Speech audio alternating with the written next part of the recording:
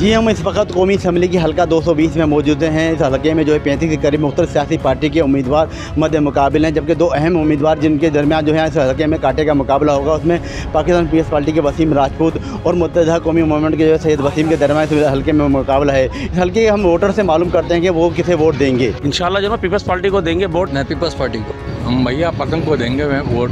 Peoples party क्या नाम है, सिंध में बहुत अच्छा काम करती है और लोगों को सपोर्ट करती है। जी हमारी पहचान पतंग निशान है हमारा कौन है? MQM बस MQM को भाई, MQM पतंग को भाई यार वोट हम पाकिस्तान पीपल्स पार्टी को देंगे। हम भाई पाकिस्तान पीपल्स पार्टी को वोट देते हैं। भाई यहाँ तो तराजू ही चल रहा है, नहीं कोई देंगे जो हमारे साथ है। जमात इस्लामी तराजू के निशान को वोट देंगे। भाई पीपल्स पार्टी को वोट देंगे। हमारी इस हल्के के वोटर से जो है बात हुई तो उन्होंने अपने अपने उम्मीदवार को जो है वोट देने और उसे कामयाब करने का बताया है। मगर ये फैसला जो है इस हल्के के जो है 4,61,000 वोट को करना है कि वो किसे 8 फरवरी को मुंतखब करके वहाँ तक पहुँचाते हैं। जी।